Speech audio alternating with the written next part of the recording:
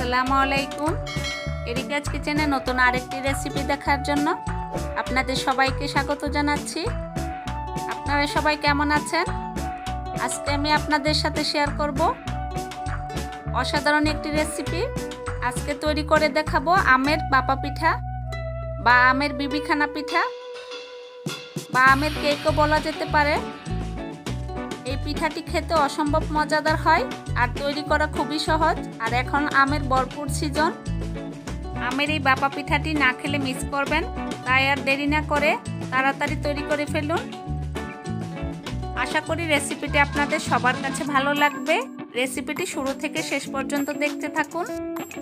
তাহলে চলুন দেখে নেওয়া যাক কিভাবে তৈরি করব। এখানে আমি কিছু আম নিয়েছি, তার থেকে 2টা আম আমি কেটে ব্লেন্ডারে ব্লেন্ড করে নিব। একটি মিক্সিং বোল নিয়েছি আর দিয়ে দিব 1 কাপ পরিমাণ চালের গুঁড়া। এখানে আমি শুকনো চালের গুঁড়া নিয়েছি, আপনারা চাইলে ভিজা চালের গুঁড়া দিয়েও তৈরি করতে পারবেন। 1/4 কাপ পরিমাণ ময়দা দিয়েছি,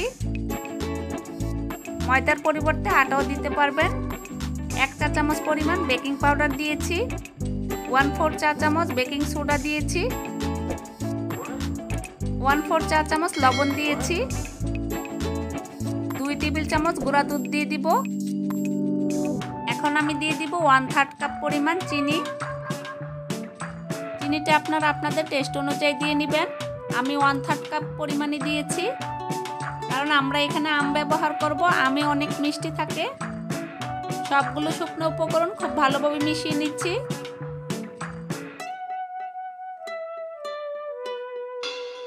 শুকনো উপকরণগুলো খুব ভালোভাবে মিশিয়ে নিয়েছি। এখন আমি দিয়ে দিব কুড়ানো নারিকেল। এখানে আমি 1/2 কাপ পরিমাণ কুড়ানো নারিকেল দিয়েছি আর দিয়ে দিব 1/4 কাপ পরিমাণ সয়াবিন তেল। আপনারা কেউ চাইলে ঘি বা বাটারও ব্যবহার করতে পারেন। আর দিয়ে দিব ব্লেন্ড করে রাখা আমের পিউরি। এখানে আমি 1 কাপ থেকে কিছুটা কম পরিমাণে দিয়েছি, প্রয়োজন হলে আরও কিছুটা দিয়ে দিব। এখন আমি এই উপকরণগুলো খুব ভালোভাবে মিশিয়ে নিব। এখানে পানি দেওয়ার দরকার নেই, এই আমের পিউরিটা দিয়ে খুব ভালোভাবে মিশানো হয়ে যাবে। পানি ছাড়াই আমের বাপা পিঠা তৈরি করার জন্য পারফেক্ট একটা ডো তৈরি হবে। আস্তে আস্তে করে খুব ভালোভাবে মিশিয়ে নিতে হবে।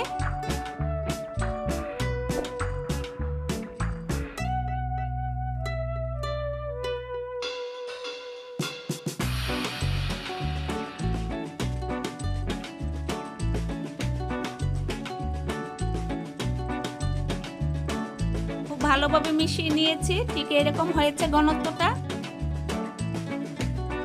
আমের বাপা পিঠা তৈরি করার জন্য আমাদেরকে মিশ্রণটাকে আরেকটু পাতলা করে নিতে হবে। সেজন্য আমি এখানে একটি ডিম দিয়ে দিব। আপনারা কেউ চাইলে ডিমের পরিবর্তে এখানে আমের পিউরি দিয়ে দিতে পারেন আরও কিছুটা। তবে 1 কাপের বেশি পরিমাণে আমের পিউরি দিলে পিঠাটা ভালো হবে না।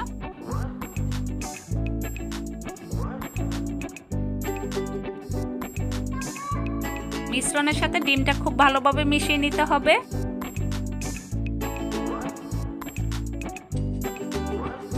যাদের কাছে ডিমের ফ্লেভারটা ভালো লাগে না, তারা চাইলে আরও কিছুটা আমের পিউরি দিয়ে মিশ্রণটাকে পারফেক্টভাবে তৈরি করে নেবেন।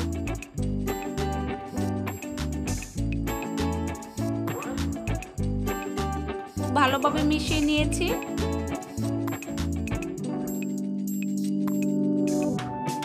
মিশ্রণের ঘনত্বটা ঠিক এরকম হবে, দেখুন একদম পারফেক্ট হয়েছে।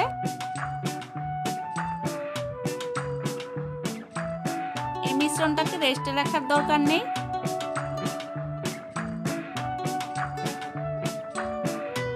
আমি বাপা পিঠা তৈরি করার জন্য 3টি চায়ের কাপ নিয়েছি আর সামান্য একটু তেল দিয়েছি। এখন একটা ব্রাশের সাহায্যে খুব ভালোভাবে ব্রাশ করে নিব।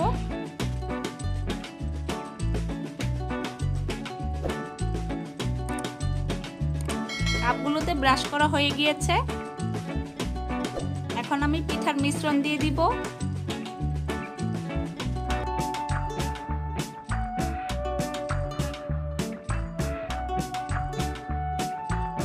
একদম কাপ ভরে মিশ্রণ দিতে যাবেন না, কারণ পিঠাগুলো কিছুটা ফুলে উঠবে। আমি চায়ের কাপের 4 ভাগের 3 ভাগ মিশ্রণ দিয়ে দিব আর 1 ভাগ ফাঁকা রেখে দিব, তাহলে পিঠাগুলো খুব সুন্দরভাবে ফুলে উঠতে পারবে।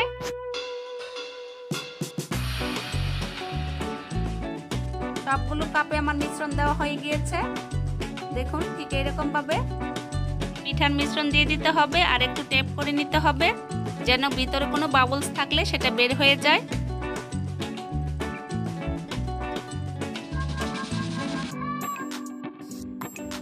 চুলায় আমি একটি হাঁড়িতে পানি গরম করে নিয়েছি আর একটা স্ট্যান্ড বসিয়ে দিয়েছি। এখন আমি কাপগুলো বসিয়ে দিব। হাঁড়িতে পানি এমনভাবে দিতে হবে যেন কাপগুলোর গায়ে পানি না লাগে। এখন আমি ঢাকনাটা দিয়ে দিব আর অপেক্ষা করব 15 মিনিট পর্যন্ত।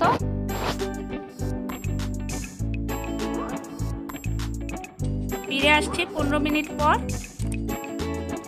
দেখুন পিঠাগুলো কতটা সুন্দরভাবে ফুলে উঠেছে আর কত সুন্দর হয়েছে। এখন আমি একটা কাঠি দিয়ে পিঠাগুলোকে চেক করে নিব। দেখুন কাঠিটা ক্লিন বের হয়েছে।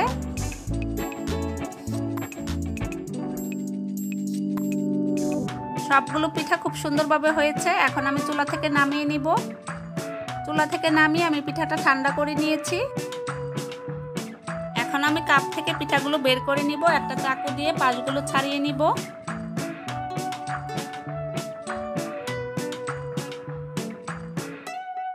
দেখুন পিঠাটা কত সুন্দরভাবে বের হয়ে আসছে আর কতটা সুন্দর হয়েছে।